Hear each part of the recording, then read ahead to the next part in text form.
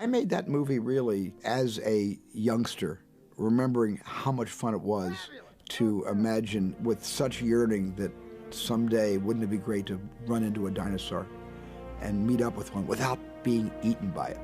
And I just remember making the movie with that philosophy. For everybody that had ever wondered and been fascinated with that whole era of the dinosaur, I want to make a movie for all those dinosaur lovers.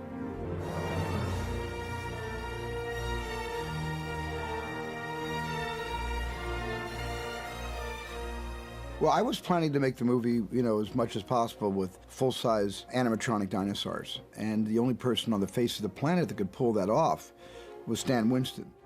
Stan could give them utterly authentic movements, far beyond where we were technologically in 1973-74 with Jaws. But how we were going to get the dinosaurs to run, how we were going to get them to even be in the movie in wide shots was always going to be the old-fashioned way, through stop-motion animation.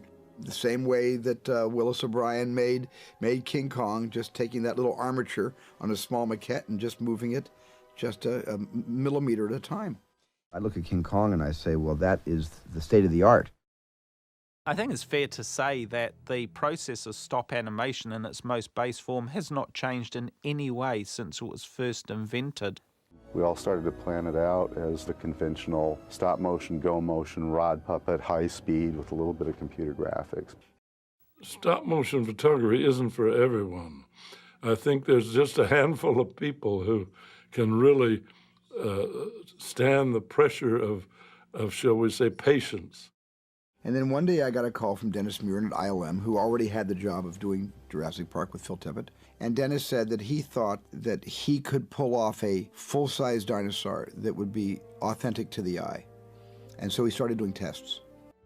A videotape came from ILM, and we saw this image of what they had done, and we're just, wow, everything changed. I'm a firm believer in whatever is the best technique to achieve a shot for the film is how it should be done. If it needs to be CGI, it should be.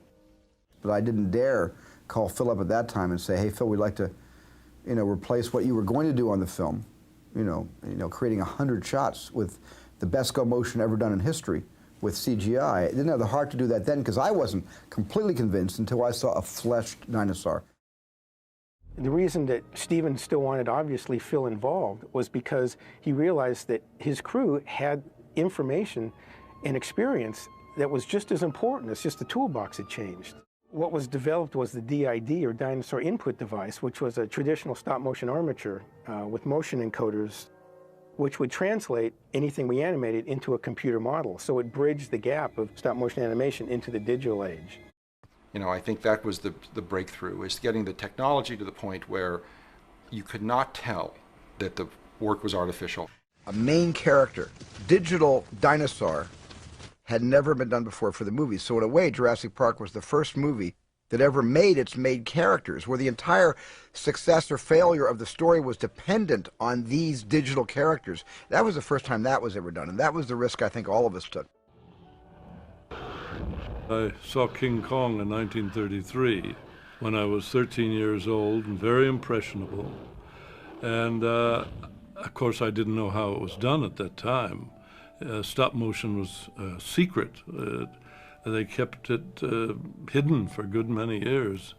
King Kong was the first time that an animated character was a main part of the actual production. What is so hard to put back into CG is the feeling of performance and character and dynamics of the motions that you can get so quickly with a puppet. And an animator can so quickly get by grabbing the puppet and moving it. And we're still struggling with trying to get those performances into our computer graphic characters. Ray Harryhausen was scheduled to meet me for the first time and to come over here to Universal to say hi to me. I never met him. I'm a huge fan of his. He comes over, we have this great conversation, and I say, would you like to see a digital dinosaur? And he looked at that and he just said, well, there's your future. There's the future.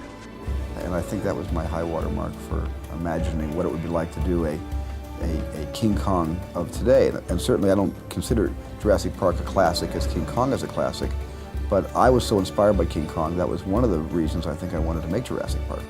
And this technology really kind of, changed my movie forever. And I think in that sense changed the world forever.